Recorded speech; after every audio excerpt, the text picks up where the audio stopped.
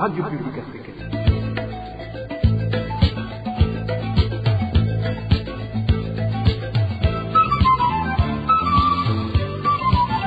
Radio Publique Africaine.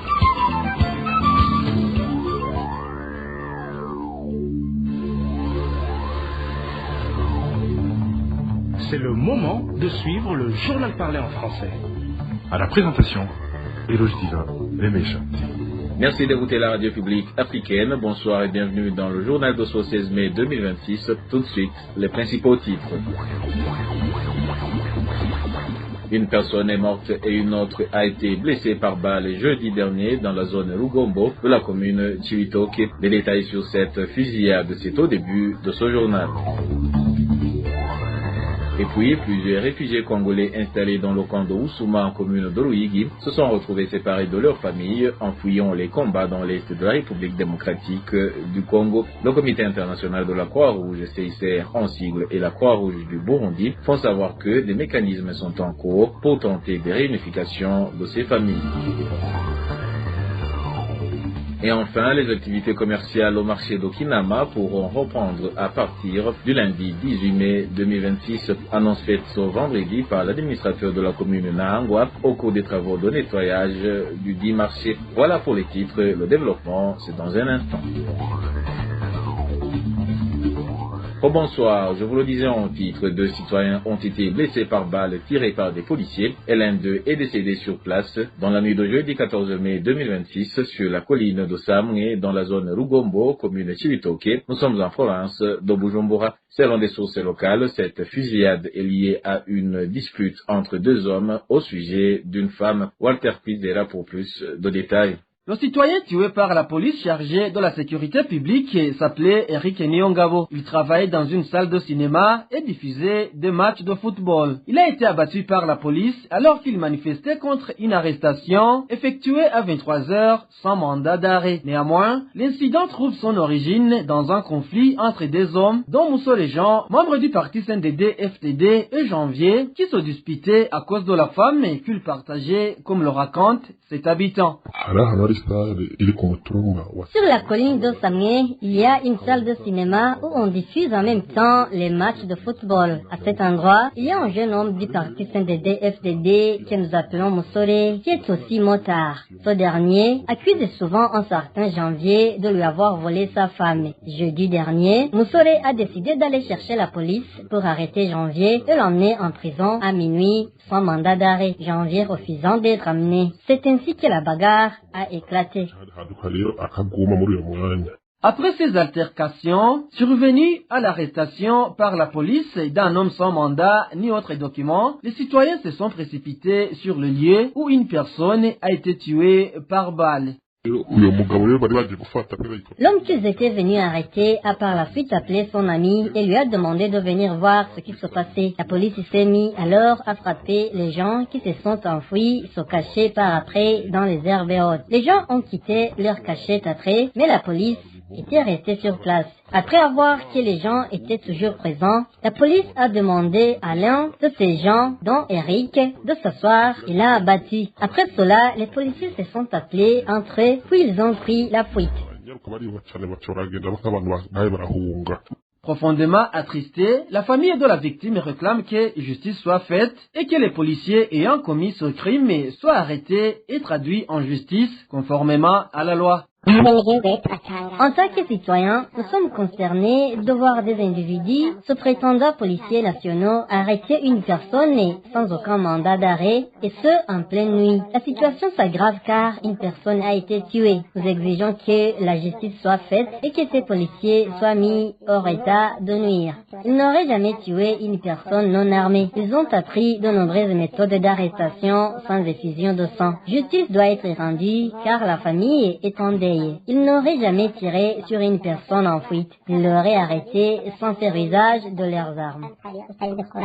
Nos sources de la zone de Rugombo continuent d'indiquer que seule la personne ayant appelé la police a été arrêtée. Cependant, le policier qui a tiré sur le citoyen n'a pas encore été inculpé. Ce n'est pas la première fois que des policiers osent tuer des personnes qu'ils étaient censés protéger, comme cela s'est produit dans diverses régions du pays. La RPA n'a pas encore pu joindre le chef de la police de la zone de Rugombo, ni l'administrateur de la commune de Chibitoke, afin d'obtenir des éclaircissements sur cet incident. Page politique à présent, vouloir reconnaître officiellement le génocide des Hutus de 1972 ne mènera à rien car cela ne relève pas des prérogatives du gouvernement burundais. C'est du moins l'analyse du politicien Frédéric Bamvuginyumvila qui se réfère aux recommandations contenues dans les accords d'Arusha. Selon cet ancien vice-président de la République, le pouvoir du CNDD-FDD devrait se ressaisir et mettre fin à des manœuvres qui, selon lui, ne contribueront en rien à la résolution du conflit burundais. On l'écoute.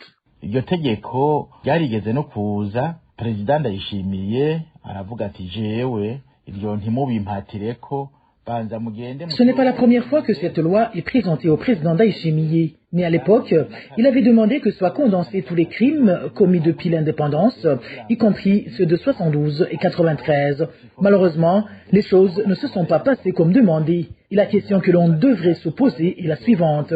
Qu'est-ce qui a poussé le président Ndayishimiye à se dédire? Que s'est-il passé pour qu'il retourne sa veste?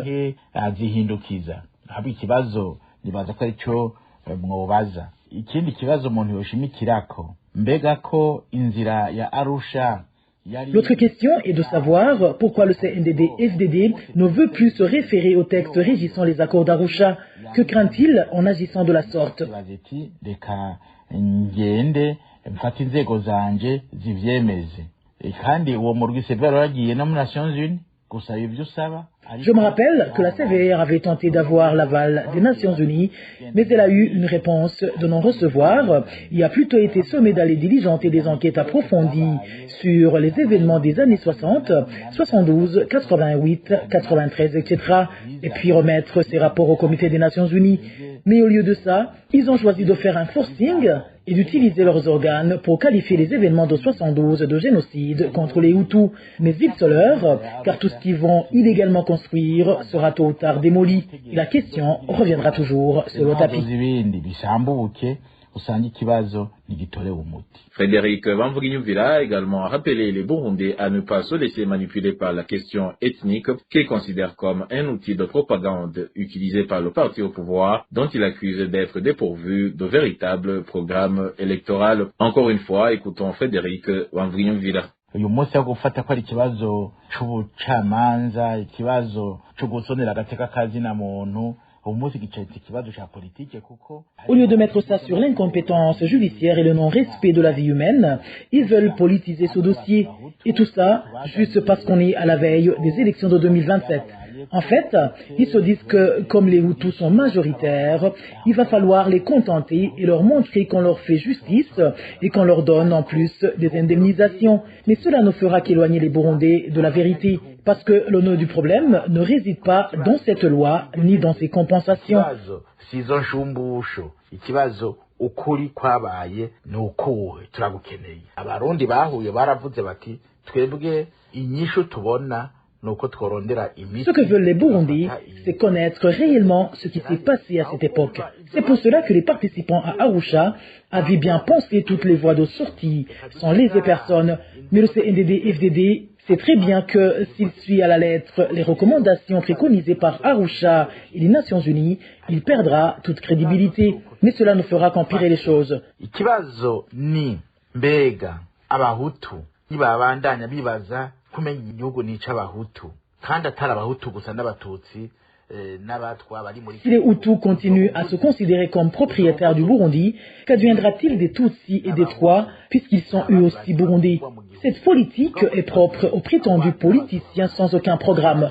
Donc, ils n'ont que la carte ethnique comme recours en vue de se maintenir au pouvoir. Mais tout ce que je peux leur dire, c'est qu'ils se trompent lourdement, car cette voie est sans issue.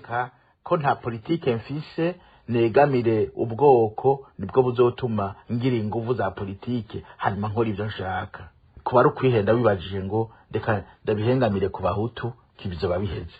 Et de nombreux réfugiés congolais installés dans le camp de Wusuma en commune Ruigi, dans la province de Wuhumuza, ont été séparés de leurs familles en fuyant les combats dans l'est de la République démocratique du Congo. Dans un communiqué publié le 12 mai, le Comité international de la Croix-Rouge, CICR en sigle, et la Croix-Rouge du Burundi indiquent que des mécanismes sont en cours pour tenter de réunifier ces familles. Rémi Delagakula nous en dit plus. La fuite liée au combat dans l'est de la République démocratique du Congo a provoqué la séparation de nombreuses familles alors qu'elles cherchaient refuge au Burundi. Selon le Comité international de la Croix-Rouge, CICR, et la Croix-Rouge du Burundi, plusieurs réfugiés vivent actuellement sans nouvelles de leurs enfants ainsi que d'autres membres de leur famille. Le CICR et la Croix-Rouge du Burundi indiquent que certains réfugiés tentent de survivre grâce à de petites activités, notamment la fabrication et la vente de charbon. De nombreuses familles sont arrivées sans effet personnel et vivent dans des conditions difficiles, marquées par le manque de nourriture, d'abri et de couverture. Ces organisations ont mis en place un programme visant à faciliter la réunification des familles séparées. Plus de 700 enfants non accompagnés ont été enregistrés, tandis que des téléphones gratuits ont été mis en disposition pour permettre aux familles de reprendre contact.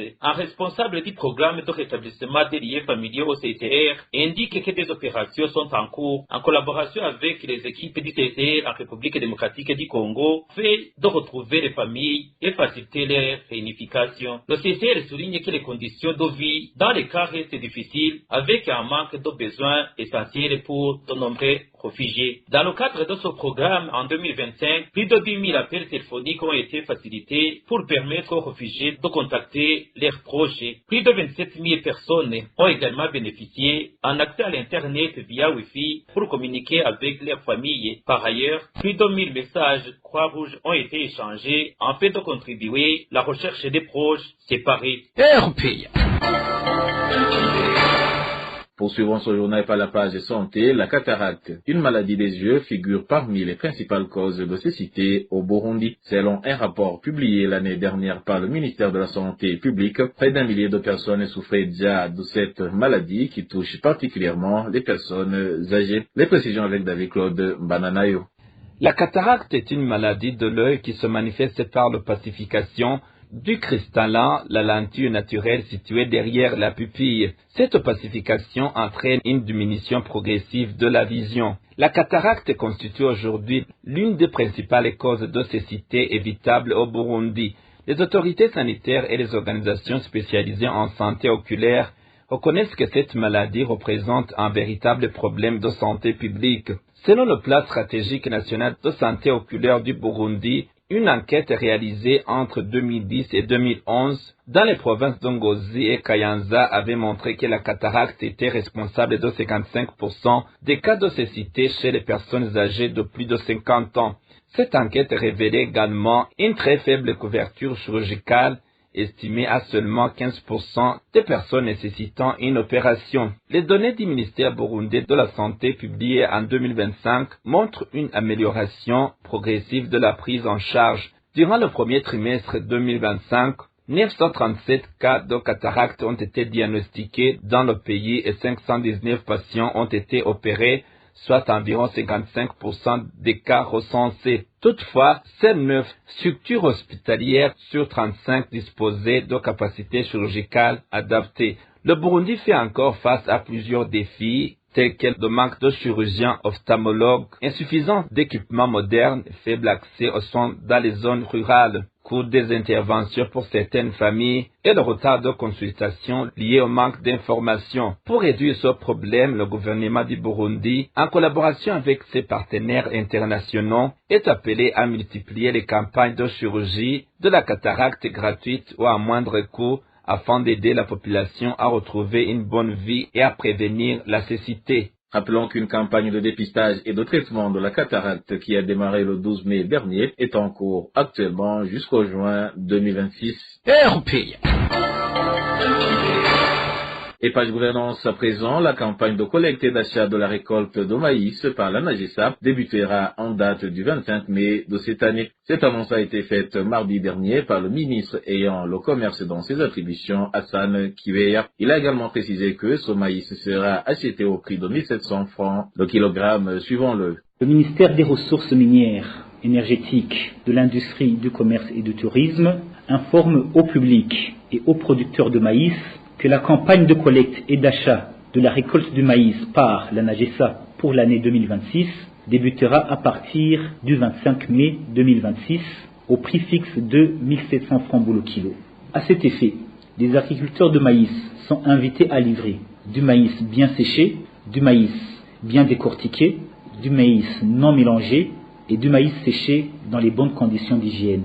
Le ministère tient à rappeler à tous les agriculteurs qui aimeraient vendre leur production de maïs de vérifier rigoureusement et soigneusement leur compte bancaire avant la livraison, afin d'éviter la réapparition d'irrégularités, telles que la communication d'un compte qui n'est pas attribué au producteur, l'utilisation des numéros Lumicash qui ne sont pas enregistrés, ou encore les numéros de compte erronés, comme cela avait été constaté lors de la précédente campagne. Le ministre Hassan Kibeya a également fait savoir que tous les commerçants souhaitant acheter du maïs peuvent le faire à condition de respecter le prix fixé par l'État. Écoutons encore une fois le ministre Hassan Kibeya. Dans le cadre du renforcement de la filière maïs au Burundi et dans le but de soutenir les agriculteurs et producteurs du maïs, le ministère des Ressources minières, énergétiques, de l'industrie, du commerce et du tourisme informe tous les commerçants qui envisagent de collecter et d'acheter la récolte du maïs auprès des producteurs pour l'année 2026 qu'ils sont autorisés à acquérir la dite récolte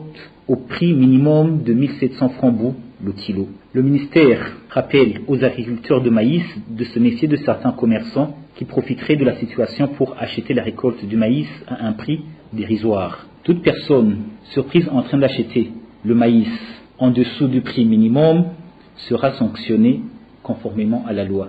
Les opérateurs économiques qui souhaitent exporter le maïs hors du pays sont tenus de se faire enregistrer auprès du ministère en charge du commerce par l'intermédiaire de la NAGESA afin d'obtenir les autorisations nécessaires pour l'exportation. Le ministère saisit cette occasion pour demander aux autorités administratives et aux services de sécurité de s'impliquer rigoureusement dans le suivi du strict respect de cette mesure. Et même si le ministre Hassan Kibeya a appelé la population à ne pas vendre le maïs à des commerçants proposant des prix bas, plusieurs cultivateurs de maïs continuent d'affirmer qu'ils préfèrent vendre leur récolte à ces commerçants car ceux-ci les paient immédiatement, ce qui leur permet de subvenir directement à leurs besoins. Ces cultivateurs affirment également que l'État, à travers la NAGESA, ne respecte pas ses engagements puisqu'ils collectent leur production mais tardent longtemps avant de les payer. Et dernière nouvelle de ce journal, les activités commerciales au marché d'Okinama pourront reprendre à partir du lundi 18 mai 2026. Cela a été annoncé ce vendredi par l'administrateur de la commune de Nahangwa au cours des travaux de nettoyage du dit marché. Alexis Azaliman a cependant regretté de constater que sur les 395 échoppes endommagées par l'incendie, seuls 25 étaient assurés. Il a ainsi appelé les commerçants à souscrire des assurances pour leurs marchandises auprès des compagnies œuvrant dans ce domaine. Suivez plutôt Alexis Abzalimana, administrateur de la commune de Nahangwa.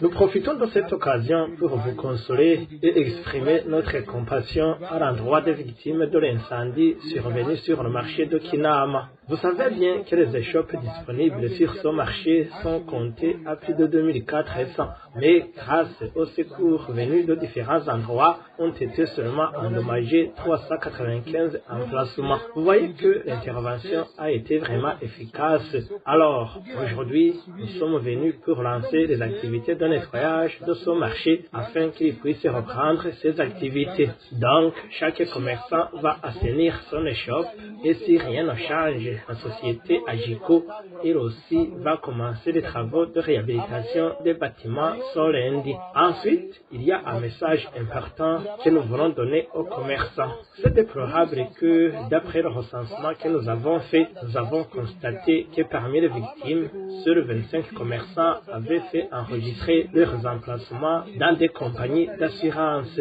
C'est vraiment regrettable de voir que les gens ne font pas recours aux sociétés d'assurance. Vous, commerçants ici présents, sachez que faire assurer vos biens est quelque chose d'important. Que ce soit donc pour vous une règle quotidienne.